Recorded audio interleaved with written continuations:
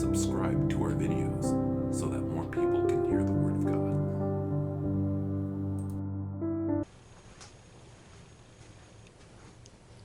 Good morning and welcome to Tuesday and welcome to 5 Minutes in the Word. And so we are in John 18 and today we're going to look at verses 25 to 27 and we're going to look at Peter's second and third denial of Jesus. So we saw the first one and then we had an interaction with Annas, and so now we go back. It's like a commercial break. Now we're back to the denial of Peter. So join me as I read 25 to 27. Meanwhile, Simon Peter was still standing there warming himself. So they asked him, "You aren't one of his disciples too, are you?" He denied it, saying, "I am not." One of the high priest's servants, a relative of the man whose ear Peter had cut off, challenged him. "Didn't I see you with him in the garden?" Again, Peter denied it, and at that moment a rooster began to crow. Okay, so here's Peter, and he's in the courtyard, right? And he's watching Jesus. He probably has a visual of Jesus with the interaction with Annas. And we also have to think about how is Peter's emotions, right? I mean, we've seen, he saw how Jesus got taken away and most of all the other disciples scattered. And he got taken away with a vast of army, right? So that had to be scary and intimidating. And so he and John follows Jesus, and here he sees Jesus' first charge against Annas, and he probably notices the soldier slapping Jesus. And so maybe at that point, maybe his blood pressure is starting to boil a little bit, and he's realizing that there's violence at hand, right? That there's a lot of potential for violence here.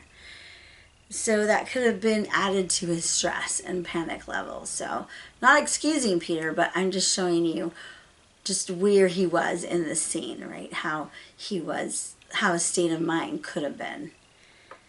So then the second question is the same as the first question that the servant girl said. It says, you are not also one of his disciples, are you? So you have to remember that John was a known disciple, right? People knew who John was. He knew the high priest, and that's why he was able to get them inside, because the servant girl recognized John. And he said, "Okay, you guys can come in." So then Peter, being with John, it makes sense for the servant girl to say, "Or are you also?" Right? Because she knows John is. And for some reason, he says, "No, I'm not." Right? Maybe he doesn't want attention on himself again.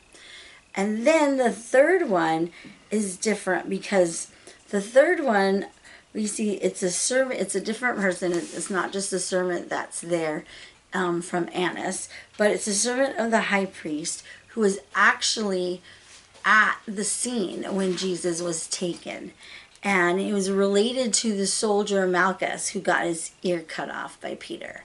So let's just think about that for a second. So if you're somewhere and someone that you loved, a relative or a friend, got hurt by someone or got in an accident, you would remember that person who hit your friend, right? Or took something from your friend or something, and that person would stand out.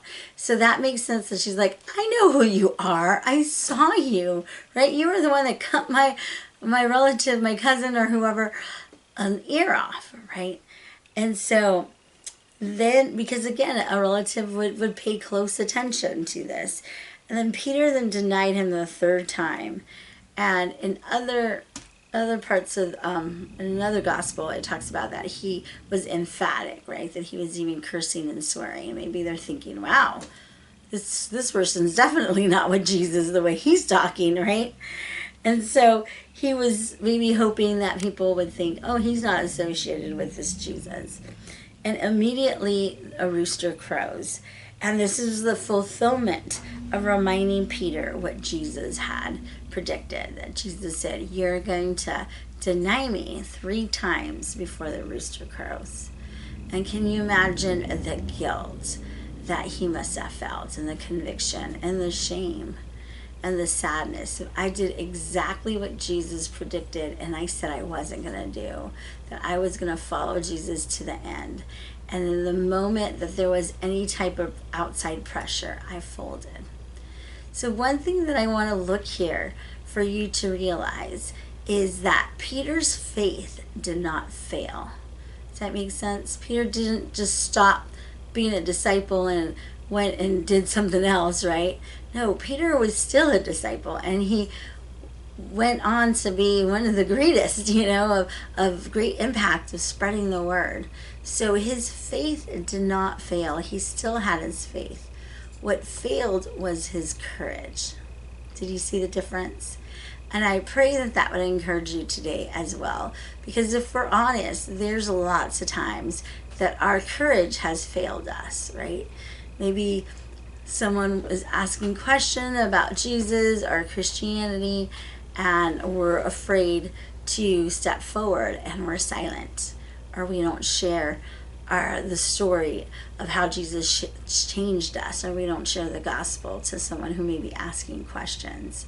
But our faith is still here. Our faith might be weak at times and our courage might be failing, but our faith is still present. So that's what I just want to encourage you, that courage can be gained, right? We can go back to God and ask for boldness and courage to fight another day.